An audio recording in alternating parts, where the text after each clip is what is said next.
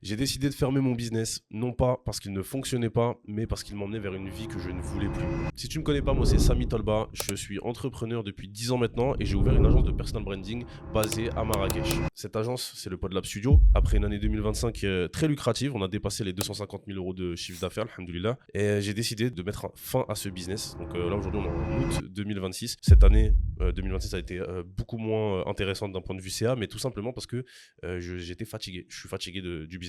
Donc on m'a pris pour un fou parce que l'agence tournait bien, parce qu'encore aujourd'hui j'ai des clients et des clients viennent à moi, des prospects me contactent pour tourner, pour bosser avec moi, mais j'en peux plus. J'en peux plus et je vais te raconter pourquoi. Parfois il est préférable d'arrêter quelque chose qui fonctionne plutôt que de se voiler la face. Tu sauras tout après cette vidéo. Le business model d'agence sur le papier, ça peut faire rêver. On a carrément des séries sur le business model d'agence. On a beaucoup romantisé ça, tu vois, le fait d'avoir des équipes, des salariés, d'avoir cette excitation, tout le temps des nouveaux projets, de toujours renouveler la réflexion, etc. Sauf qu'à un moment donné, quand tu as certaines ambitions, et je vais te raconter en quoi c'est mon cas, quand tu as envie de pouvoir vivre sereinement, l'agence, c'est pas le truc qui est vraiment le plus efficace et le plus approprié. On voit pas en fait tout ce qu'il y a derrière. On voit pas le management d'équipe. On voit pas le fait d'aller chercher de nouveaux clients constamment. Les contradictions des clients qui au début veulent se rendre visibles pour avoir du business, et puis au fur et à mesure tu te rends compte qu'en fait ils veulent surtout avoir des vues, et voilà, il y a plein d'éléments qui viennent en fait contrecarrer ton mode de fonctionnement et ta volonté de faire les choses bien. Moi c'est ce qui s'est passé. Le premier truc qui m'a vraiment heurté, moi, c'est le management. C'est la première fois que j'avais des salariés, c'est la première fois que j'avais une équipe on est monté jusqu'à 6 personnes. Je vais te dire la vérité, je suis nul en management, je suis vraiment nul en management, et d'ailleurs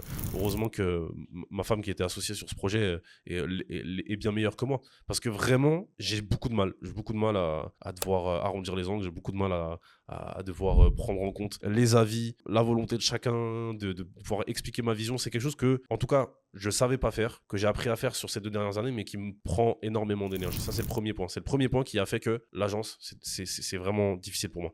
Le deuxième point, ça a été les clients. Aller chercher de nouveaux clients constamment, devoir être en permanence présent, parce que si t'es pas présent, le delivery est de moindre qualité. Devoir être présent pour aller chercher de nouveaux clients, devoir être présent pour renouveler les contrats, ça prend énormément de temps, énormément d'énergie, et même si je m'en doutais un petit peu, que ça fait partie du lot de l'entrepreneur, je m'attendais pas à ce que ça me prenne autant d'énergie. Et puis on est tombé aussi sur des clients qui sont très spéciaux. Je vais pas en dire plus, mais voilà, il y a des gens, vraiment, il y a des clients qui peuvent être toxiques, qui peuvent être très problématiques, qui lorsqu'ils payent estiment que tu leur appartiennes. Voilà, ça fait partie du jeu. Et si tu t'envisages de te lancer dans une agence, fais attention avec qui tu travailles. Et nous, on l'a vécu et on l'a pris en pleine face sur l'année qui vient de passer.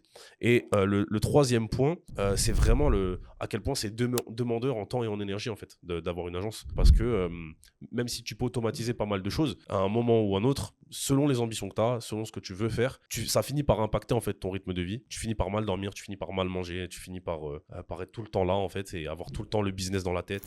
C'est très compliqué. Donc, bien sûr, les choses sont automatisables en agence. Bien sûr, il y a pas mal de systèmes que tu peux mettre en place, que ce soit avec l'IA ou autre, pour faciliter ça et pour pouvoir scaler une agence. Mais en tout cas, nous, même si on aurait pu arriver à ce stade, moi, j'avais plus la foi d'y aller, en fait. Ça m'a pris trop d'énergie l'avant, et j'ai décidé d'arrêter là. Il y a aussi un truc plutôt intime à prendre en compte, c'est que me concernant, moi, je carbure à l'intensité. C'est-à-dire que j'aime les choses qui sont courtes et qui produisent des résultats rapidement. Paradoxalement, ça s'est passé avec l'agence. C'est-à-dire que dès qu'on a ouvert, les clients sont arrivés direct et c'est monté très rapidement. On est passé de 0 à 17 000 euros de chiffre d'affaires mensuel en très peu de temps, en 2 mois, je crois. Et c'est un plaisir de voir ça arriver. C'est dans la durée que je finis par lâcher prise et que je finis par être un peu moins performant. Et moi, j'ai besoin de ça, j'ai besoin de cette intensité, j'ai besoin de ces choses-là où ça va vite, ça frappe fort, les résultats sont là, bim, je passe à autre chose. Et l'agence, c'est pas du tout ça. Le modèle d'agence, c'est en continu. Si tu le sais pas, si tu me suis pas, je suis atteint par le TDAH, le trouble déficitaire de l'attention avec ou sans hyperactivité, pour ceux qui ne connaissent pas. Et j'ai fini par comprendre que avoir cette particularité, qui n'est pas forcément un handicap en soi ou une tare, ça fait qu'il y a des choses qui ne sont pas adaptées à toi, il y a des fonctionnements qui ne sont pas adaptés à toi. Quand tu as ça là, quand tu as un TDAH, il y a des choses qui ne sont pas adaptées à toi. Et l'agence n'est pas adaptée à quelqu'un qui a un TDAH, je ne pense pas. En tout cas, c'est à mon avis très compliqué de pouvoir gérer une agence en ayant cette condition-là. Le problème, quand on a un TDAH, ça nécessite une structure, ça nécessite une discipline pour pouvoir avancer, pour pouvoir progresser. Et en même temps, cette discipline, cette structure, elle peut poser problème. Quand il y a trop de routine, quand il y a trop de reviews à faire, quand je parle vraiment de ce qui se passe dans l'agence, tu vois, dans notre agence, faire les reviews des vidéos, moi, à un moment donné, j'en pouvais plus. Pourtant, c'est nécessaire. C'est un fonctionnement qui est nécessaire pour l'agence. Bah, ça ne correspond pas à mon fonctionnement. C'est ennuyeux, c'est long. Il fallait le déléguer. Heureusement, alhamdoulilah, j'ai pu le déléguer. Mais il faut accepter à un moment donné, et les gens qui ont un TDAH parfois mettent une vie à le comprendre, qu'un fonctionnement, que ce soit dans le business, dans le travail, peu importe, particulier, peut ne pas te correspondre et il faut l'accepter. Il ne faut pas se forcer à rentrer dans le moule. Moi, c'est ce que j'ai vécu directement avec ce business d'agence. En fait, il y a un truc crucial que j'ai compris. Grâce au digital, depuis que je suis entrepreneur, je vis la vie que je veux. J'ai beaucoup voyagé, je mange tous les jours dehors, je me lève à l'heure que je veux, j'organise mes journées comme je le veux. Mais ce mode de vie-là, je me rends compte qu'il ne m'a pas permis de construire quelque chose qui me survive. Je m'étais jamais posé la question, ok, qu'est-ce qui se passe une fois que tout s'arrête? Au final, je gagnais bien ma vie, mais je bâtissais rien de concret qui durait dans le temps. Et toute cette réflexion sur l'agence, sur le mode de vie que j'avais, sur la vie que je voulais, il a pris sens le jour où ma fille elle est née. Quand j'ai appris que ma femme et moi on attendait un enfant, c'était évident que je pouvais pas continuer ça. Déjà l'agence me saoulait, mais quand on a su qu'on attendait un enfant, c'était évident que je ne pourrais pas continuer dans ce mode de fonctionnement. C'était évident que je ne pourrais pas continuer à avoir plein de clients d'agence et de gérer des équipes, d'être tout le temps au travail, de ne pas voir ma fille grandir. C'était impossible. Je veux voir ma fille grandir, je veux passer du temps avec elle, je veux pouvoir lui transmettre des choses et c'est pas possible dans le mode de fonctionnement que j'ai aujourd'hui. C'est pas possible en courant après des clients constamment. C'est pas possible en ayant ce truc de hustle qu'on vend partout. Voilà, ça va pas avec en fait. Ça va pas avec. Donc maintenant qu'on a pris cette décision, maintenant que j'arrête l'agence, maintenant que ma fille est née, que je veux passer du temps avec elle, qu'est-ce que je vais faire? Ça va être quoi la suite? La suite, elle est très simple pour moi. Elle repose sur deux choses, deux compétences que je développe depuis ces 10 dernières années. La première, le personal branding, c'est mon cœur de métier. Et la seconde, l'intelligence artificielle que j'ai commencé à vraiment développer en 2022. Maintenant, à l'ère d'aujourd'hui, tout le monde parle d'IA. Mais qui fait vraiment de l'argent avec? C'est devenu un outil de défocus, l'intelligence artificielle. Je ne sais pas si tu as remarqué.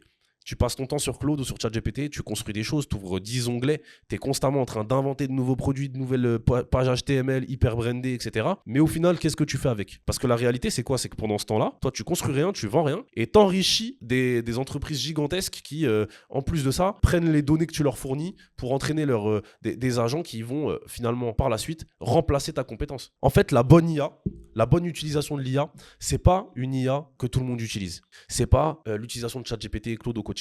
C'est vraiment le fait d'avoir une IA nourrie avec ton système, ton histoire, tes cicatrices, tout ce qui constitue qui tu es et pourquoi tu fais ton business. L'avantage de l'IA aujourd'hui, c'est pas d'être en mesure de produire plus vite. Oui, ok, c'est un fait, tu peux produire plus vite, tu peux faire plus de choses. Mais la réalité, c'est quoi? C'est que quand tu es un expert de ton domaine, quand tu maîtrises ton sujet, l'IA, ça devient un catalyseur qui te permet de vraiment produire des choses qui vont droit au but et qui ciblent les bonnes personnes, qui ciblent les bonnes douleurs, qui créent la bonne méthode, la méthode qui t'appartient. Et c'est là où tu fais la différence avec l'intelligence artificielle. Ça te permet de vraiment dupliquer ton travail, mais là où tu feras la différence, c'est quand tu comprendras que toi, tu n'es pas duplicable. Et à l'ère de l'IA, c'est important de le comprendre. De comprendre que la différence, elle ne tient pas dans le fait de produire plus vite. C'est plus un avantage compétitif, l'IA. C'est toi l'avantage compétitif. C'est ton histoire, tes cicatrices, ce qui te constitue, ce que tu as vécu. Et ce que je te raconte là, c'est pas un concept philosophique. Moi, je le vis au quotidien et j'ai pu le peaufiner ces 2 dernières années, notamment avec l'agence. C'est quelque chose que je fais au quotidien, en fait. C'est quelque chose que je fais avec mes clients. Je te donne un exemple très concret. Récemment, pas plus tard qu'il y a 3 semaines maintenant. Donc, j'ai un nouveau client qui est rentré au PodLab. Il est agent immobilier, ok? Le fonctionnement, il est très simple. Je passe 3 heures avec lui. Je lui pose toutes les questions possibles, imaginables sur qui il est, son positionnement, pourquoi il fait ce qu'il fait, sa cible, son business, son histoire, etc. J'enregistre tout. 3 heures d'enregistrement. Je retranscris ça avec l'IA. Et avec cette matière brute, donc qui vraiment le constitue lui uniquement. C'est pas l'IA qui me l'a produite. Je suis pas allé sur son chat GPT pour lui dire dis-moi ce que tu sais de cette personne-là. Non, c'est lui qui me l'a donné avec ses mots à lui. J'ai pris ça, je l'ai mis dans Claude. J'ai pris cette retranscription, je l'ai mis dans Claude. Et grâce à ça, j'ai pu produire un brand book, donc un personal branding unique basé sur lui avec tout ce qui va bien, la charte graphique, le positionnement, la promesse, etc. Un avatar basé sur la cible qu'il cherche à viser, mais surtout dont les douleurs et dont les freins, les désirs, etc. sont des data, des données qui sont réelles, qui sont disponibles en ligne. Je suis parti scraper de la data sur la base de ce que lui m'a donné pour aller trouver cette personne-là. Cette personne à qui il a envie de vendre les appartements et pourquoi il lui vend des appartements.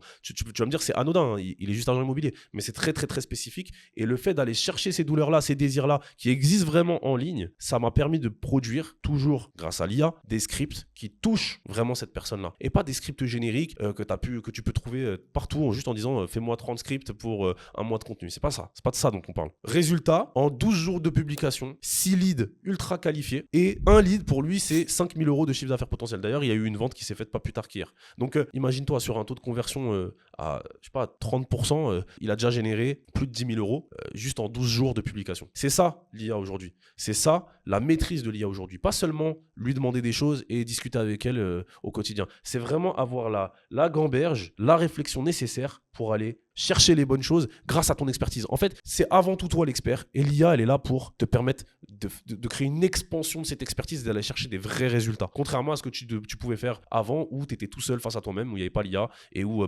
effectivement tu pouvais faire le même travail mais de manière beaucoup moins précise et beaucoup moins parfaite. En 2026, face à l'IA, tu as deux choix. Soit tu subis cette avancée technologique, soit tu t'en sers pour redevenir encore plus toi. La plupart des gens, ils combattent l'IA, voire pire, ils l'imitent. Et du coup, ils deviennent interchangeables. On le voit, LinkedIn, ça pullule de posts écrits avec l'IA. Les vidéos sur Insta, elles sont toutes écrites avec ChatGPT. On l'entend, c'est toujours les mêmes boucles, c'est toujours la même manière de faire. Moi, je crois exactement l'inverse. Je pense que l'IA, elle est censée te servir à revenir à toi. Elle est censée te servir à te libérer, à devenir encore plus humain que tu ne l'étais, pouvoir vivre pleinement qui tu es. Chacun, à la naissance, a reçu quelque chose d'unique, qui le rend unique. Se distinguer aujourd'hui, c'est plus une technique marketing. Tu vois, le personal branding, c'est plus une technique marketing. C'est incarner pleinement qui on est. Chacun a reçu quelque chose qui le rend unique à la naissance. Le garder pour soi, c'est en fait priver peut-être quelqu'un qui en a besoin en vérité. Donc, à un moment donné, il faut comprendre. Se montrer, c'est pas une forme d'ego. Quand tu as quelque chose à apporter au monde, se montrer, c'est un devoir. Et l'IA peut te permettre de le faire à grande échelle et surtout de la manière la plus incarnée possible pour générer du résultat également dans ton business, pour générer des résultats pour les autres, pour tes clients. C'est pour ça que j'ai décidé de lancer Singularity. Singularity, c'est pas une nouvelle formation, un nouveau coaching de groupe supplémentaire. C'est vraiment une forme d'école de pensée, une manière de réfléchir, le fait d'incarner qui on est réellement et de pouvoir le décupler grâce à l'intelligence artificielle. C'est exclusivement réservé à ceux qui ont une expertise, qui font du chiffre d'affaires, mais qui sentent que cette expertise se banalise de plus en plus avec l'arrivée de l'intelligence artificielle. Ne combattez plus l'IA, servez-vous-en pour faire la différence. C'est ce que je veux transmettre à travers Singularity. Ça va pas vous servir à devenir viral, ça va pas vous servir à publier pendant 6 ans 3 reels par jour en espérant que ça fonctionne. Ça va te permettre d'installer une infrastructure qui ramène du concret, qui génère des leads, qui créent du revenu, du chiffre d'affaires. Je ne veux pas vendre juste une formation. Je veux créer un réel mouvement qui va permettre à ceux qu'on a qualifiés de trop, de pas assez, de décaler par rapport à la réalité, de faire la différence en fait, et de pouvoir exprimer pleinement qui ils sont, d'incarner pleinement qui ils sont, et de le faire bien et à grande échelle. Si tu te reconnais, il y a une liste d'attente, le lien il est en description, et d'ici là, on se retrouve dans une prochaine vidéo.